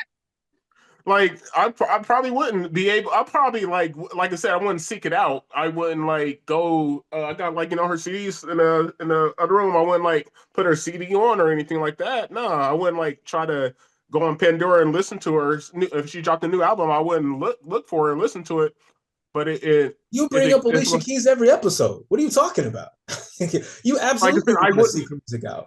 I wouldn't seek it out. If all that stuff happened, I wouldn't seek it out. But at the same time, if it was She's locked if up it was and on the saying she's radio, coming out with a new project. You're not gonna listen? I wouldn't seek it out. If it came on, I would listen to it. If I was just randomly listening to music, I probably wouldn't like skip it, but I wouldn't like go out there and seek it out. If she did some ridiculously outlandish, just like same with Kanye, same with R. Kelly, everybody else, like I don't seek their stuff out, but I don't go out of my way to not do it, listen to it either. So So I'm on a in short, pretty much anybody can do anything as long as they put out fire. That's what it sounds like y'all saying.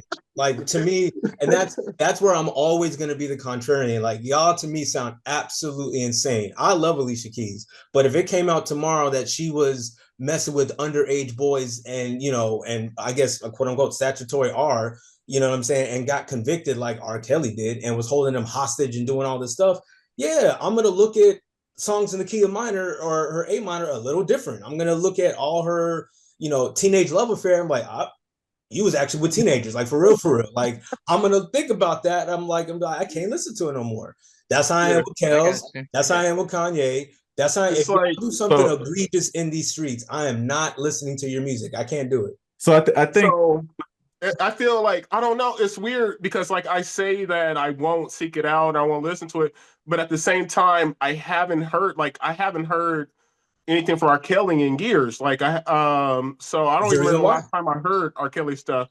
And almost similar with Kanye, like probably haven't listened to anything Kanye. Like I told you last time, like I haven't listened to any of the new Kanye stuff in the last like 4 or 5 years or whatever. I haven't listened to any of the That's the projects thing, though. even That's the before he thing. went Like, not even crazy. the new stuff, just going back. Like, I was Yeah, listening to old Kanye, and that's where, like, as I'm listening to it, I was still getting in my head, like, oh, dang, like, this no, guy that's what I also was going to just go said, back to like, that. you know what I mean? I was, So, I was going to go back to that. It's like I was saying, I haven't listened to any of the new stuff, but even same with the old, like I haven't put, even though I love the album, I haven't put like, the first album, the second album, or Through the Wire. I haven't put any of that on. I don't like. Hey, he's not on my one of my Pandora stations, so I don't like listen to him. I don't look for him. If it came on, I don't know how I would feel because I haven't actually heard it. So if I might feel the same way as Don. I might if Feeling on Your Booty came on when I'm driving, I might say, you know what, I don't want to hear it. I probably would play skip. I don't know how I would feel until I feel it. I'm saying like I don't. If it came on, it came on. I probably will listen to it. I probably won't. but I won't know until it actually happens. So since it hasn't happened, I can't honestly say what Yeah. I would do. So so Go let ahead, me Harold. add that part that like I think music, like anything, can trigger a response or can get you triggered on something. And I feel like it's not all the music. So maybe it's not, Diamonds Are Forever, but maybe it's, you know, Through the Wire, like you said. Maybe it is the point in time where you were when you're listening to that, or maybe it is specifically the lyrics that he's using that you're like, nope, that's nasty. So I think it's never like an all or nothing. And so that's why some people are able to separate. And I feel like there's danger in idol worship and standing by everything that someone does. Even me, having Lupe as my favorite artist, like I'm not saying everything Lupe does I stand behind and I, hang on every message, every word that he does, and I would go to the death like defending him. And so I feel like that's where people get in a problem where they feel like if I'm a fan of something, I have to stand by and defend everything that happens from that entity. And there's a problem with that. As far and I wanted to comment a little bit on what you said with Brian with like the analogy because I do watch or I did watch Bill Maher and his response to taking it up with Trump. And yay, I didn't hear the thing about the Breakfast Club, but it makes sense when there's basically this game of optics. And so if they're putting on this persona outwardly to the media and all the cameras watching, but then behind closed doors, they act slightly different. That is, it's like, oh, they're not crazy, but that's not great. It's not great that they have to put on this face or they have to play this role for everybody else to get clicks, Very to get likes, to get detrimental. attention, all that nonsense. But I feel like it goes back to the logic. Um, you can't join a system or you can't get close to a toxic, dirty, corrupt individual and not get that stank on you. You can't just be like, oh, I'm gonna become a lawyer and I'm going to change the system from within so there's no more mass incarceration. It's like, no, you are going to be part of law and probably have to incriminate several black people in the process of then freeing black people 30 years from now, maybe. So there's a whole lot of stuff that you have to go through and a lot of hoops you have to jump through. And I don't think it's possible to go meet Trump and not end up right wing. I don't think it's possible to go meet Kanye and not come off with some of his, oh, that does make sense. Oh, wait, now you agree with Nazism a little bit? Now you kind of feel a little anti-Semitic? It's just not a good idea. So just Well, keep yeah, your you gotta kind distance. of meet people halfway, not halfway necessarily, but you gotta have to like, compromise somewhat to actually get through to people. I get what you're saying there and whatnot. And I guess just to wrap it all up in regards to my understanding now as far as Don and the R. Kelly thing, I think what the case for me is that like I feel I still can to an extent separate the artist from the art, mainly when it's just like I don't know that much about that artist or I don't pay much attention to the meaning. It affected me listening to the Kanye because like I listen to a lot of Kanye. I know a lot about Kanye. Like as a Kanye fan, I know a whole lot of that ish or whatever, right? Whereas with R. Kelly, like I listened to him in the background. It was never like me seeking out R. Kelly and stuff. So when R. Kelly's song comes on, like Ignition, although I know that okay, this is R. Kelly singing the song, when I'm hearing the beat in the background and everything, I'm not thinking of R. Kelly. I'm thinking of a guy that just does R&B. Whether it's R. Kelly, whether it's Usher, whether it's Maxwell, like it could be a whole bunch of different people that are singers and I recognize the song and I can designate and differentiate this person from that person, but because they haven't been like so heavy or involved in my life, I'm Yep. not thinking about them when I listen to the song. I'm thinking of the song versus thinking of the person. But with Kanye, I can't separate that with Nas. I wouldn't be able to separate that with Prince or with Michael Jackson, But again, the reason why Michael Jackson is a big issue for me because again, one, rest in peace to the dude. A lot of like you have both sides, allegations, and then sides defending him and everything of that nature. So it's a little different there. But again, certain artists that I'm like very more familiar with, it's harder for me to separate versus artists where I just know their songs and I really don't pay attention to their personal life. Yep. I feel Sounds you. good. No, and So did y'all want to dive into what you've been listening to the last little bit? I know you want to breeze through some of that. Quincy, did you listen to some new stuff? Have you been doing some homework? What's your Pandora, I guess, look like? Uh, I listened to I can't even think of their name. So, I listened to that one track, the one album that you gave, the doing the joint from jail and stuff. And I have it. I was the dude that was in jail rapping and stuff. Tory? Yeah, Tory Lanez? Tory Lanez? Oh, yeah, Peterson? yeah, Fire yeah. I was album. like, I can't remember the name. But yeah, I started Hell of a listening to description. that. Dude, Right? Shoot, it's facts, dude. No, I was starting listening to that Coco Jones. I don't know, like I haven't got through the whole thing yet. I went through half of it, a little more, and I don't know. I might have not been in the right mindset to vibe and feel it because I was like, I wasn't really feeling it at first. And I like her. I like some of her other music and stuff, but that album, so I was like, a you couple know of what it tracks. is? It's like it's Is funny. It sounded, this is her debut album, even though she's been out for like 3 years. And yeah, she's been getting like the her treatment of like we'll put out this little EP, we'll put out singles here and there. She's been, showcasing her voice as, this ballad singer. And then they scissored her up by like giving her these hip hop beats, having her do more melodic stuff with some featurings and whatnot. So this sounds more upbeat and up tempo than she normally does. And she's obviously using samples we've heard of before, like on that Taste song.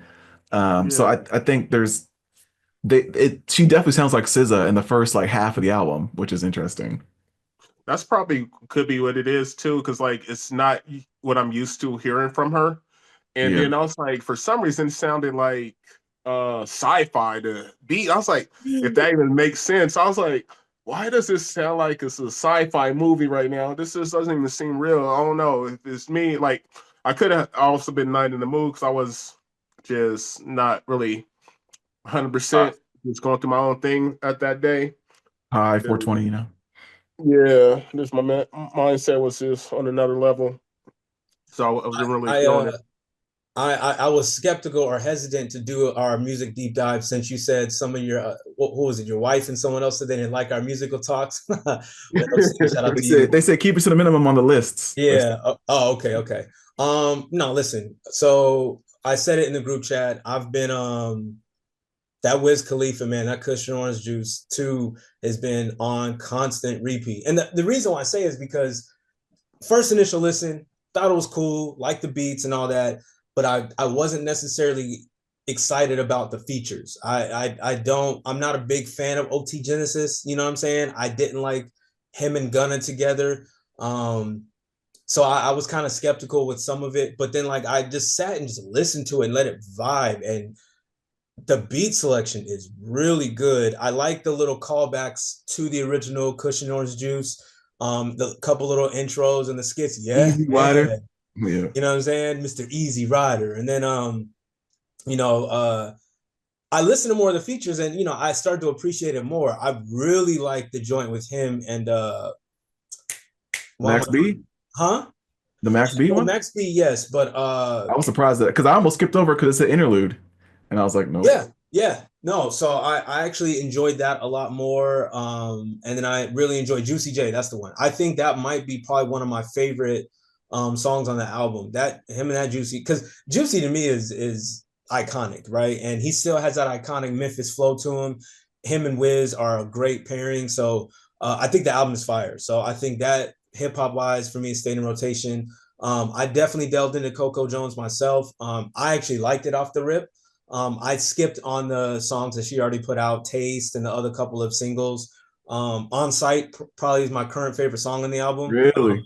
Yeah, I listened to it probably 2 or 3 times. It's a short project, so when it's a short project, I like Well, to in comparison to Cushion Orange Juice, ooh wee. for sure. And I 23 think that's tracks. why I didn't like it off the rip because I'm like, this is a long listen. But no, so Coco Jones album is definitely good. I enjoyed that. Also on the R&B tip, Alex Isley, I like her little project. It's under 20 minutes, really good listen. Listen to that a lot. And then Destin Conrad, I like Destin Conrad's album. He just dropped on Friday. Very dope, very very dope R&B album. Little like it's a good it's a good vibe. So I listened to that. So that was probably me the past couple of weeks. Cushion Orange Juice for sure on that hip hop tip, and then a lot of R&B. So that's what I've been listening to. Nice. On an R&B tip, I peeped out Old School just came out with a new album. John B just came out with a new album. On B. That was actually, yeah, I was How like, was wow, that? I haven't listened to it yet. Was it good? it wasn't bad. It was Waiting on definitely you. he tried to sound like he used to on some parts, but then he tried to sound a little modern and stuff, a little more hip hop. It was all right. I only played it once. I'll play it again, but it was all right. Definitely wasn't like his first album or what was that track? Are you still down? It wasn't like that or anything like that. Like or B that track or the brown. What was it? Not brown sugar. Brown Girl, something You like don't that. I know? forgot what that. It wasn't, huh? Oh, never mind. No, You know I what? forgot the name. But it wasn't old school John B, but it was clean. Oh boy, about to drop a new album. He said, kind of when my Jamie Foxx said he's about to drop a new album. So I'm kind of intrigued on that one. So we'll see. You know what I did listen to as well, because you know my take, how I've said it before, how like a lot of my legendary artists, like I love them and I always will, but I don't know if I want to hear new music for them. Bone Thugs and Harmony dropped a single, first time in forever, and Yeah, I it had like, all the people too. yep, with all of them, and still to this Busy was day, sound like they're busy. on my personal list. They're still like in my favorite. Like I'll throw on East 1999 once a month. I love them. So they put out the new joint Awe-ish, and I don't know, man. I Now think it's more the beat than anything. I think they were spitting. maybe that's what it was. Because I will say, Crazy sounds good. Lazy, I think Lazy out of all of them sounded the crispiest and the cleanest. He still has like his voice still hasn't changed. I like Busy Bone on there. Flesh sounded all right, but I don't know. It just I think maybe it was the really really lackluster production and that weird like fast paced beat, and I don't know. It just didn't gel with me enough. I listened to it twice because I gave them the respect because I love them so much. You're right, they were spitting, but I don't know. I need to hear more because I wasn't, for them to be gone for so long and come back to that. It was a little underwhelming. Supposedly they signed with Conor McGregor or something like that. I was like, really? He got a little production company now? Like, yeah, they signed with Conor McGregor. I was like, okay, this dude's just trying to do anything to stay relevant. Got a little boxing, got a little whiskey, now doing rapping. He probably never even heard of Bone Thugs and Harmony, but I A was like, bag is a bag. I'm not mad. exactly. Yeah, we'll see. I'm gonna, because I respect them so much, I'm gonna give them the opportunity. I'm definitely gonna listen to it. But this first single, man, I don't know. It's a throwaway for me. So Hmm. strangely enough, like normally I'm on my hip hop kick and leaving it at that, rap music. But the most recent thing that I've gotten into and that like I've just been listening to on repeat pretty much has been a little bit of the jazz. I got into I saw they had a Tomasi Washington. It was the Adult Swim soundtrack for Lazarus, Mm-hmm. apparently.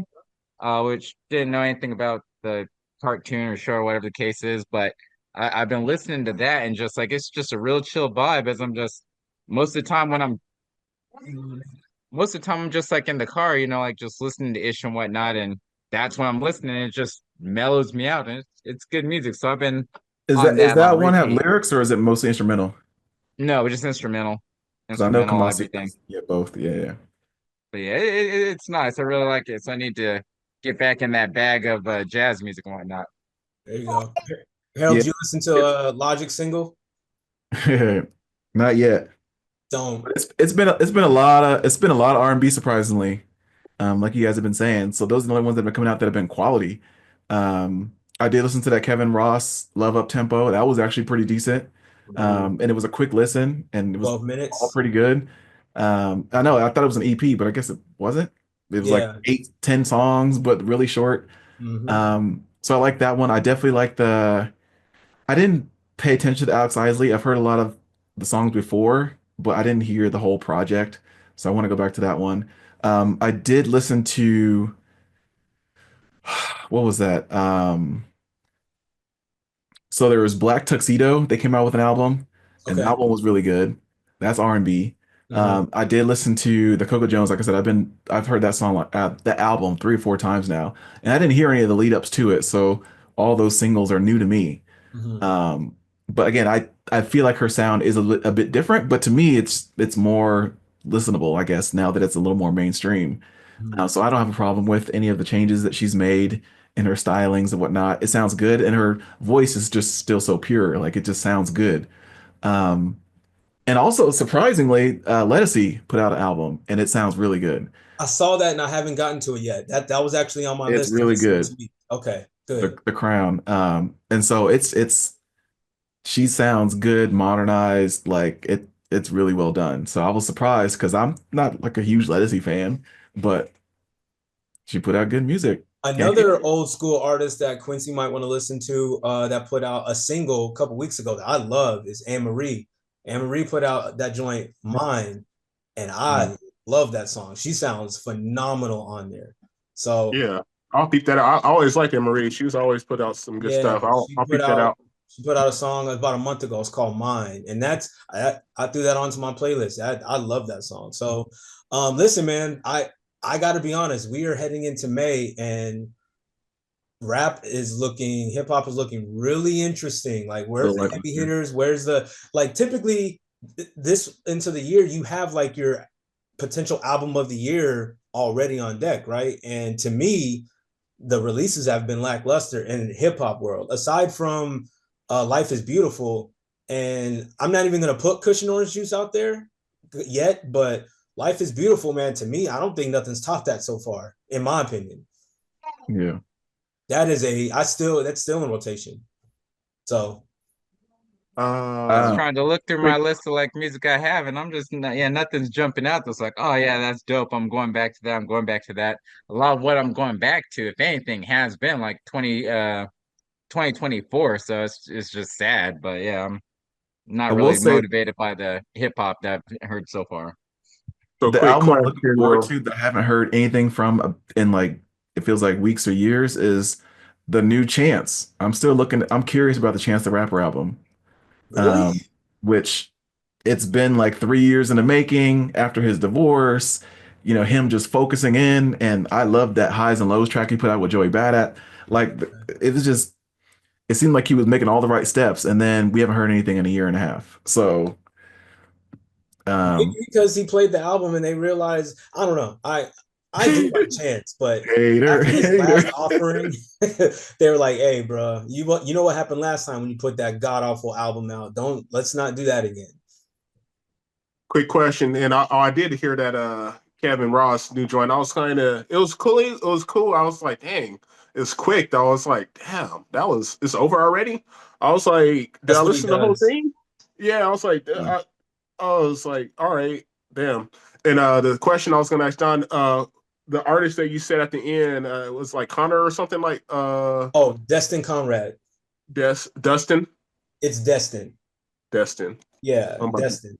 It is you can spell it specifically Destin Conrad. The all right, album is Love on Digital. So all right, I'll from write the that very down. first song, it's got like a funky vibe to it. So yeah, Destin Conrad for sure. I would peep that. Alex Isley, I would peep that. That's definitely a solid project. On the R&B tip, and then yeah, I gotta listen to Lettucey. I gotta listen to that. I'll probably bump that today. But no man, like I said, Legacy, I like always like Legacy. we're almost halfway into the year, and like I don't know. Me personally, I don't know how you guys feel about the weekend. I think that's one of his best projects. I still listen to that. That's number two, yeah. So that's in my conversation for album of the year. Again, right now, nothing to me tops Life is Beautiful. I don't think it's even close, in my opinion. Production top notch. There's not a Yeah. skippable. Uh, Larry June sounds amazing. I, dog. To me, that's unquestionable for me so far. So, but we'll see. We'll see who's coming out. I don't even know who to anticipate at this point, or who I So want to come out. you know what it made me think of is so I'm seeing a lot more, and even on that Wiz album of La Russell. Yeah. And I feel like he's been everywhere. I feel like there's a couple people they're floating out there where it's like they're just on everybody's project. Mm-hmm. You see Friday, anyways. And Tech Nine did a recent interview, and I've been a fan of his for the longest. He's coming out with a new Yes. solo project in the summer. Mm-hmm. Um, And he was talking about how there's always fans that hate him when he does collaborations with popular artists, like when he was doing his thing with Lil Yeah, Wayne, when he I had remember that. Eminem on some of his tracks.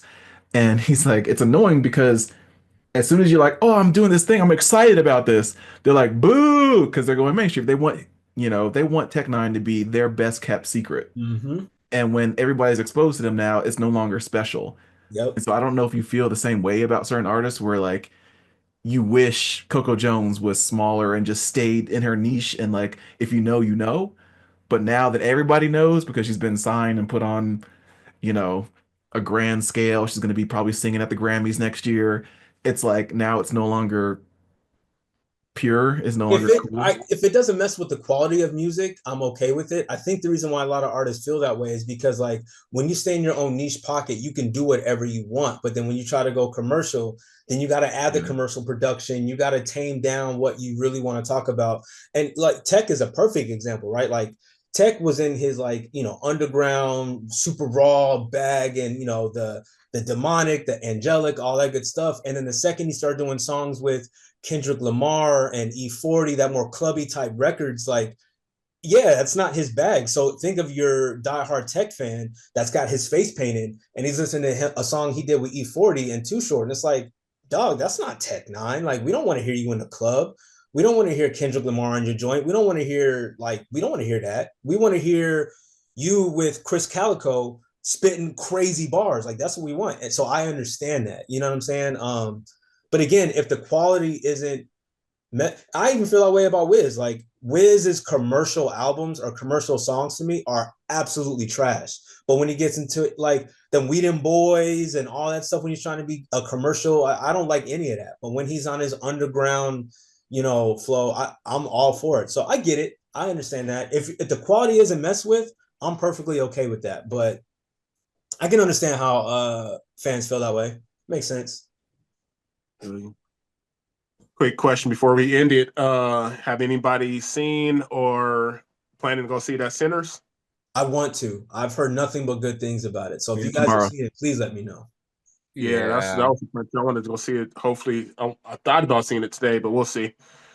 Yeah, But my yeah, I heard daughter, it was. she ended up, my daughter saw it yesterday, and I didn't ask her anything about it really, but she said, yeah, like, because she was concerned about it being scary or whatever. She's like, no, it's just a lot about vampires and singing. So I was like, oh, okay, like, like out, which doesn't give you a good review of it whatsoever. I still plan to see it 100% on Rotten Tomatoes and all that junk, and Ryan Coogler and Michael B. Jordan, perfect Yes, or combination. Like black, they yeah. haven't had a dud in my opinion.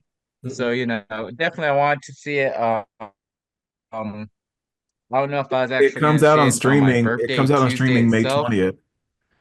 So See, and this is one I'd want to support in the theaters. if you can Yeah, support it, I yeah. want to give them some Yeah. black dollars for sure. Yeah, I'm either gonna, so maybe we'll see. I don't think I have anything planned this evening, so if I have time, I'll probably slide it in that window. If not, then yeah, at the latest, I'm gonna see it on Tuesday. That and then also The Accountant too. I wanted to see that one, so maybe do a Yeah. little double header, double Yeah, feature. I've been wanting to go. I definitely want to check it out. I haven't been to movies in probably like a Go year, and before cheap that was probably matinee. been longer than that. So I Cheap. definitely wouldn't mind seeing it there. I They go to the said theaters, even but it's all just for kid stuff. I don't even go for stuff I want to see on my own. I just took the kids to see the Minecraft movie last week. So it's like, Did that yesterday. yeah. So in terms of like, and I think that's why I want to go see Sinners, but I'm like, I'm not taking them. You know what I'm saying? Mildred doesn't necessarily want to see it. So I haven't been to the movie theater to see a movie myself, and I don't know how long. Because again, anytime I go, it's kid movies. Exactly. right, I feel you. But that's why I'm They gonna even probably do said this. they recommend seeing it in IMAX and stuff because the directing and the visual and all that stuff. So I don't know if I'll see it in IMAX. I don't even know freaking if they really have an IMAX at the theater right up here. But yeah, I'll have to peep it out.